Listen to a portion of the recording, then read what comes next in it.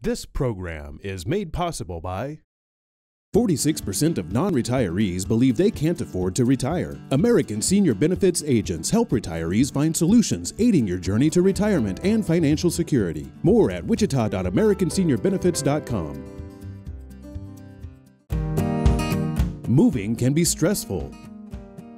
Whether your move is local or long distance, Two Men in a Truck can help. More at twomen.com.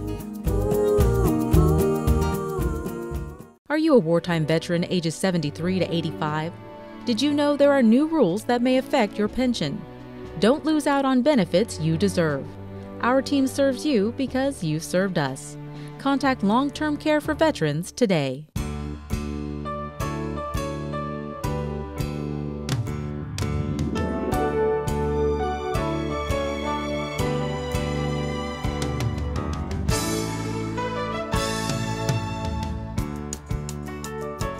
Welcome to Empowering Seniors. I'm your host, Katherine Ambrose. Today we're in for a treat because you're going to get to meet some of the attendees that come to Botanica to the Empowered Senior Seminar Series. And we kicked off 2020 by talking about the future, how to focus and figure out what it is we want in our lives and how to get it. We talked about some of the content in the book, The One Thing, and a focusing question, what can we do? What's one thing that we can do that will make everything in our life easier or perhaps unnecessary? We also did an activity, promise cards, where we talked about making a promise to yourself, your loved ones, or your community that might make a difference for you this year. So promises made, promises kept, and it says, because I said I would. And for Promises Kept for You, we're going to hear what some of our attendees had to say about today. I retired in April, and shortly thereafter, my wife and I started coming to these empowerment seminars. A lot of good information to the point where I always take 2 or 3 pages of notes, find out new things. So what I loved about today is that I honestly, even though we're in that second act, I felt that they were talking to me. We need to focus on the next place we're going to, not what we're leaving behind, but what we're going to do in the future. And I think the whole seminar is about that, the whole series is about. And the truth is that it's not easy, but the idea is to make it easier. I just love the fact that she talked about learning to live long time and how we can move forward and be finished and have that polish as we go on our journey, and it's a little different in the second and third phase of life. I would like to say that these classes or seminars are very helpful to the people, probably of all ages, but it could definitely help us senior citizens. I only wish that I would have known about this place when my mother was a senior. I had no idea there were so many resources in the community. We've only been coming for a few months, but we've learned so much, and we just appreciate all the enthusiasm and inspiration that Katherine brings to this. I have loved it. I have learned so much, and I encourage every senior to go to it. I love empowering seniors. It's just awesome. The panel is great. I learn something every single month that we come. It's exciting. I think we're certainly less inhibited when we're among our peers. I taught public school for 9 years, and one thing that we always found out is that if we had people in a group of their peers, they were more likely to ask the hard questions and not to be as embarrassed. So being in a group of people who are seniors as well, I think people just feel more free to just say, hey, this is happening to me. Also, they may not know that they have a question. Somebody else is going to ask something that they had no idea that we needed to know. We need to move. The more you move, I always say the more you move, the more you can. And hearing that today from our finishing school expert, it was wonderful for her to talk about, how we can continue to get better. We are so honored to hear from the attendees, the volunteers, and sponsors that we have that help make the Empowered Senior Series possible and that helped inspire this TV show. Now we have the opportunity to talk to one of our expert panelists, Jill Miller, and find out about her finishing school for modern women and elaborate on some of the concepts we discussed today. I'm here with Jill Miller, headmistress of the Finishing School for Modern Women, and we're talking today about living in the 2020s, and we're so excited to have you here to help us with our goal setting and our future plans. Thank you so much, Catherine. So one thing I'd like to share is my dear father-in-law said around a campfire before the beginning of the year that I can't believe that I'm going to be living in the 2020s. It feels like living in the future. And so it's very exciting, and we very much want to be forward thinking. So we're looking to you for some guidance on that. All right. So Jill, tell us a little bit about your school. Well, I started the Finishing School for Modern Women in September of 2015. I had been doing business consulting for 15 years, and I decided that what I really wanted to do was help people get out of their own way. And so I started the Finishing School to help women gain more confidence and a better understanding of the skills they need to be successful today. So it's not your grandma's etiquette classes. It's more about empowerment and how to build our confidence and what skills we need to continue to work on. So I love that concept of getting in our own way. So speak to that a little bit more about what exactly that might mean. Well, I found in doing business consulting that the biggest problem that people have as business owners is getting in their own way. And what I mean by that is it's not that they sabotage themselves, but that there are things that stand in their way of being successful that have to do with how they're coping with things. And so if we can use the skills and we can learn how to cope with these things, then it's going to make things a lot easier. We, yesterday, thank you for being on our panel at Botanica, we did our Empowered Senior Series kickoff. That was so much fun. Thank you. And after you left yesterday, we spoke to several of the seminar attendees, and we actually have a question from one. Okay. Hey, Jill, I think we were talking about being in the third act. So we feel like we're stuck. We feel like I'm already where I'm at. I'm already who I am. Is there really a way that I can change that or make that better? Mary, that's a really great question and not an easy one to answer. In the seminar, just to catch everybody up, we talked about 10 signs that it's time to make a change. And so when you are confronted with that, when you do know it's time to make a change, we do feel really stuck. And getting unstuck sometimes is not easy, but I think one of the first things to do is to set goals. If you're stuck, how do you want to get unstuck? I think one of the most important things to realize is if you don't like your life, you can change it.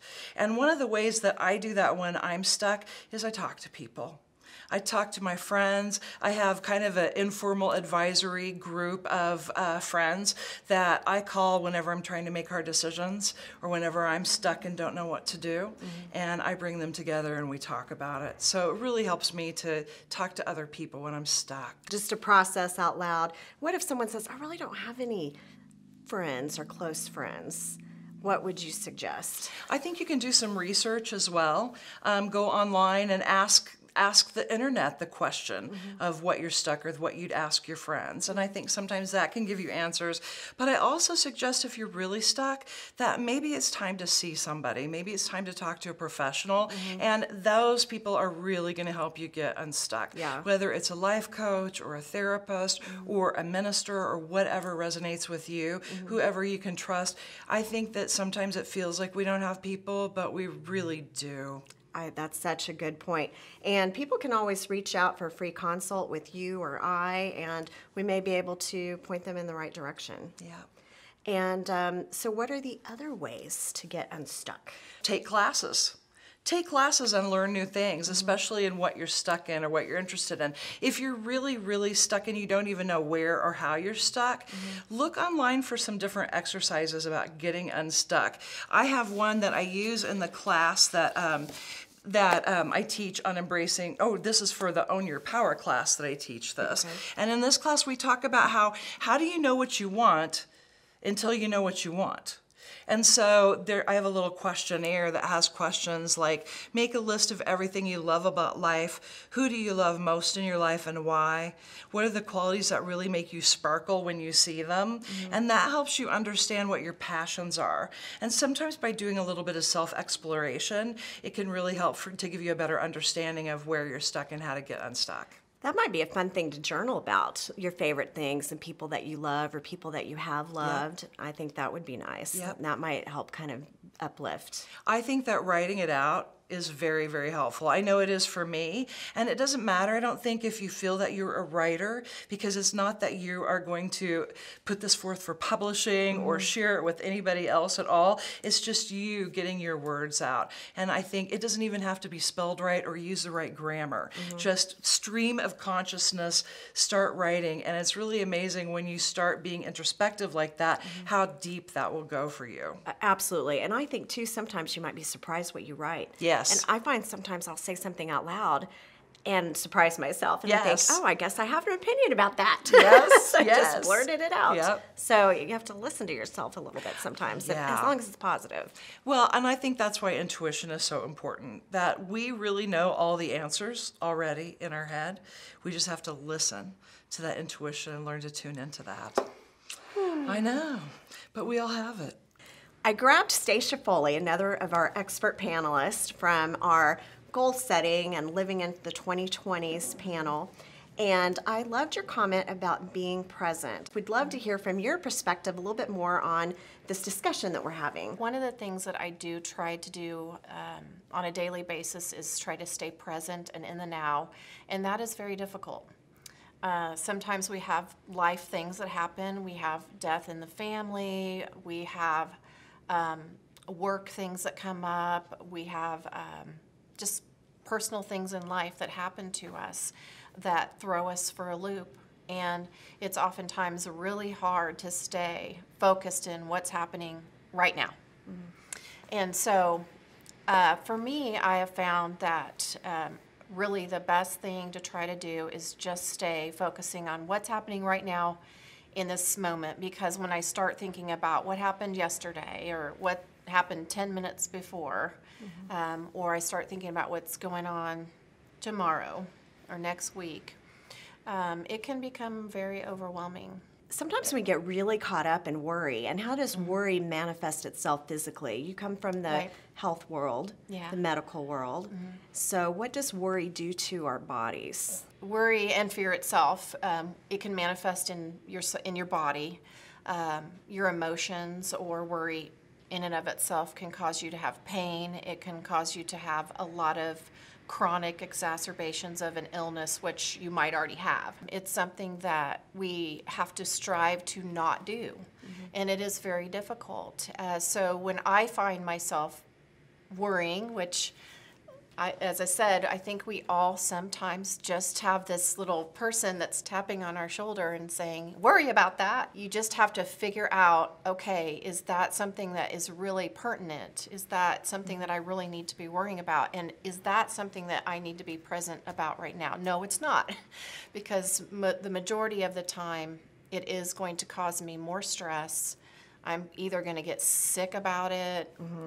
It's going to cause my health problems, and it's not worth it. Controlling how we think and how we talk to ourselves is really essential. And when we have that little voice sitting there, just flip him off. Yeah. Well, don't flip him off. That came out wrong. But you know what I'm trying to say. Yeah. But yeah, I mean, I think when we do our internal talk, it's very important, because a lot of times we're conflicted with ourselves. And when we're conflicted with ourselves, we're going to be conflicted with other people. And so when that person's tapping on your shoulder, just knock him off of there. That's a better word to say. Stacia, those are fantastic insights and tips that we can all use. Thank you so much for adding to this conversation. You're very welcome. Meet Suzanna Matthews. She's a social coach and relationship expert. Thank you, Suzanna, for popping in and adding to our conversation today. Thank you, Catherine. It's my pleasure. Give us a couple of your best tips for improving or expanding your relationships. Well, I'll tell you, when I work with clients, one of the first things we talk about is I use the word mindset. And sometimes that's a new or unfamiliar term to people, but it really has to do with how you look at the world, your attitude, and kind of how you show up in the world. And so if a person can adopt a mindset that just sort of allows their energy to be open and warm and welcoming, then they're just setting themselves up for success. And it's less about where do I go and what do I do. That's really putting the cart ahead of the horse. It's about adopting that mindset that's going to facilitate those new connections. And so one of the things that sometimes I'll say is, all right, instead of thinking about what does the other person have to offer me, the what's in it for me question, think about what do you have to offer them, and how can you just kind of show up and make them smile or make their day or be of service to them in some way. Because if you can make someone else feel special and listen to them and ask them questions, they're building rapport with you. Absolutely. They're investing in you, and that's how you can really kind of open up some dialogue. That's how it all starts. And bond a little. Now, every single one of us, we're all unique human beings. We all have what I call assets, which are the qualities that attract other people to us and magnetize them to us. And we all have liabilities, and those are the faults and the flaws that we just naturally have as humans. So I know that on the one hand, maybe I'm a fun and interesting person and people like to talk to me. On the other hand, I probably have some really annoying traits as well that could drive a person crazy over time. So we talk about how to sort of capitalize on those assets and lead with that best foot forward, and how to mitigate those liabilities, or at least be honest and realistic about what they are. Because like I said, every one of us is kind of a mixed bag, and at a certain point in life, you are who you are. And so really knowing kind of how to show up, being authentic to all of that is important. I think too that some of it's our body language and our what I call facials from being a dance mom years ago, our facials. What can you share with us about maybe facial expressions? That's a really timely question. So I do have a background in acting and modeling, and I'm actually working with a client right now who's looking for some coaching to prepare himself for job interviews, because he knows that his facial expression and his body language are what's really going to seal the deal. It's not just what's on that resume, because 20 other people they're interviewing have the same experience and same background. It's, do they like me, and will I fit in here? Can I be part of the culture? So yeah, oftentimes we're not aware of what we're projecting in terms of our body language and facial expression. And so just thinking about, as you're doing your regular routine things, thinking about what's that resting face that I'm wearing right now. And just take a deep breath, and as you take that breath, just let your corners of your mouth lift up a little bit and sort of ebb into a little bit of a smile. You can train yourself with a lot of those little activities to have a more positive, warm, friendly, resting expression. And that's probably very important around your family. Yes. that are very tuned in to your facial expressions. Sometimes the people we're closest to are the people we are the worst around, just because of familiarity, and they're there every day and they have to love me anyway because I make them dinner or whatever. And maybe those are the people you can kind of rekindle some warmth in the relationship with by making that extra effort, like you said. I think especially if maybe they're tapping into lifelong education and trying to make some improvements and set some goals. Yeah, people do pick up on that. They may not talk about it. They may not call you on it, but kids, partners, everyone does pick up on that vibration that you carry. Well, thank you very much for sharing those timely tips. I hope to be back and share some more another time. We would love to have you. Thank you, Catherine. Thank you. We are talking today about living in the 2020s, and so share with us a little bit about changing perspectives. I have a class that we do at the finishing school called Embracing Change, because change is going to be inevitable, and I believe that the more we can lead that change, the happier we are, and the more things are in our control. Of course, this isn't always going to be in our control, but I think that we need to look at change a little bit differently instead of coping or dreading change. I think that the more we can embrace it and lead it, then the more we can work things out the way we want them to be. Well, sometimes change is very hard to take. It is. It can really, just knock you for knock you off your feet, really. Yep. And I've been there, and I think probably everyone in our audience has been there at some point. Yeah. I think if we can look at change as more of a crossroads of now I get to make a choice, do I go this way or this way? And if you look at that, that's really an exciting place to be, because now this is in your control, and you can decide, how do I want to move forward to make my life the best possible life I can have? So I look at it as an exciting time. Well, I think that's a healthy way to look at it, because well, that's how we embrace it. And to have some belief that it can be exciting, because sometimes you think this is the end of everything. I'm just going to just lock myself in the house and just stay put, and I guess this is my life now. And it's hard to imagine sometimes a new future.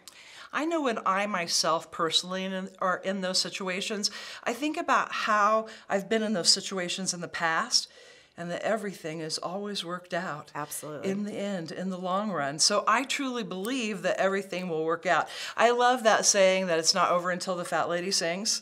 And if it's not working out, then she hasn't sang yet. You have another saying. I think it's one of your mantras for the finishing school. Can you share that with us? Sure. I have a lot of people that come up to me because I've named it the finishing school, and maybe didn't do myself any favors doing that, because people think it's going to be etiquette. So people will tell me, oh, I'm already finished.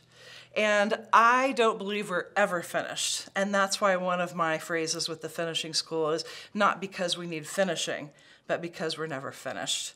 I am committed to lifelong learning, and I think that that's a really important part of continually improving as a person and being happy in our lives. Talk about lifelong learning and what that might look like for people. Lifelong learning can be anything. It can be doing a crossword puzzle. It can be reading articles. It can be attending classes. It can be taking online classes. It can be so many different things. It's just engaging your brain. And there's so many reasons why this is important.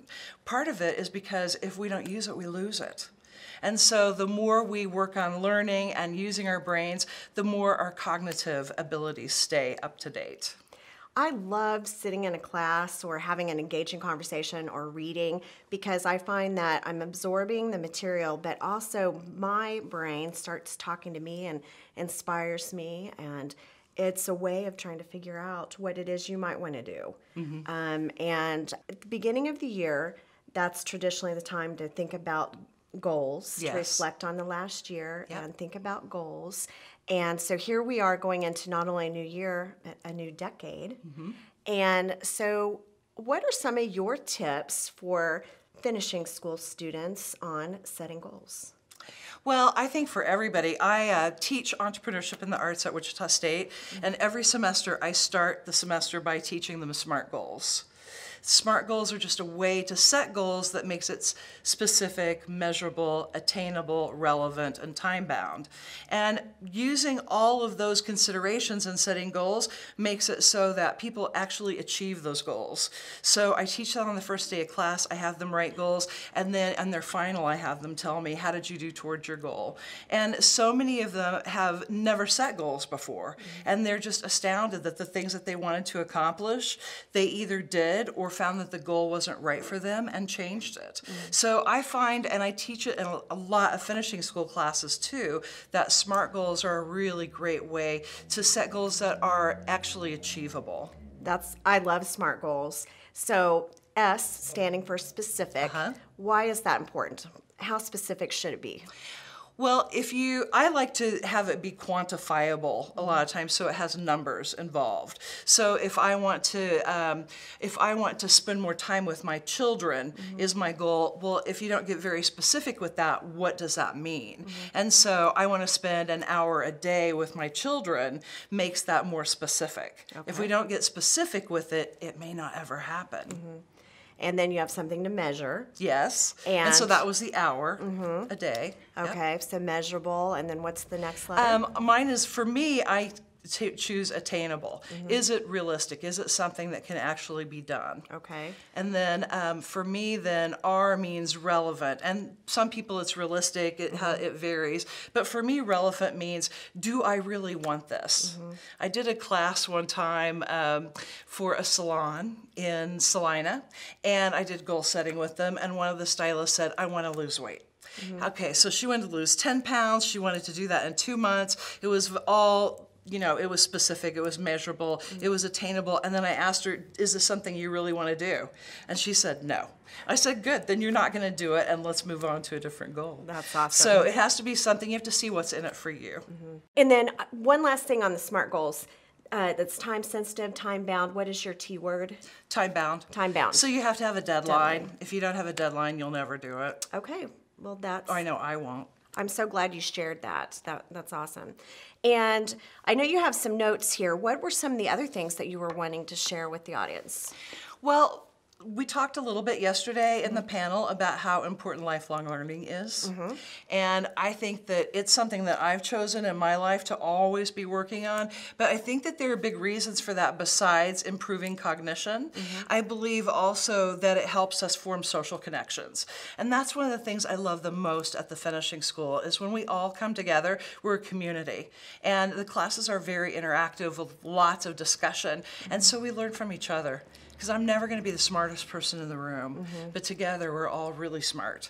And so I love how I can learn from everybody else. I learn just as much as my students do. Always, always. And that's why we do our event at Botanica, because we want attendees to feel socially connected and connected to the city. And our city has this beautiful garden, and we want people to feel comfortable coming there and being part of it. I had so much fun yesterday. Everybody was really nice. I met a bunch of people, and it was really fun. And you could tell that they had really formed a connection, and they were having fun being together. They love it. And some have invited people to attend with them, but they're just not ready to venture out, or they can't for some reason. Do it. So we're so... Do it. And we're so thankful, though, that we have the opportunity to share some of what we discuss on TV. Yeah. So, and we're always available for questions. And so anytime you have a question about anything you see on our television show or you want to reach out to the guest, just do it. Give us a call, send us an email. We're living here in the community, and we want to reach and help enrich other people's lives. Jill, you have been a delight. Thank you so much for all of the education you've shared with us. And if you'd like to know more from Jill, how can they reach you? They can reach me on my website at finishingschoolformodernwomen.com. I also have online classes that you can reach through the same website. Fantastic. And if you'd like to reach us about the television show or anything that you've heard, please reach out to me, Katherine Ambrose, at empoweringseniors@kpts.org. Awesome.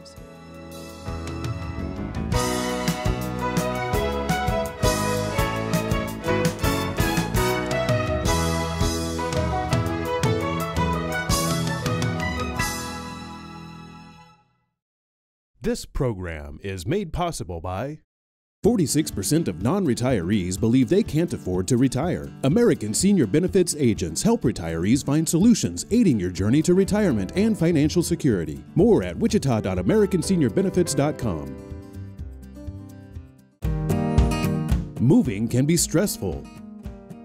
Whether your move is local or long distance, 2 men in a truck can help. More at 2men.com. Are you a wartime veteran ages 73 to 85? Did you know there are new rules that may affect your pension? Don't lose out on benefits you deserve. Our team serves you because you served us. Contact Long-Term Care for Veterans today.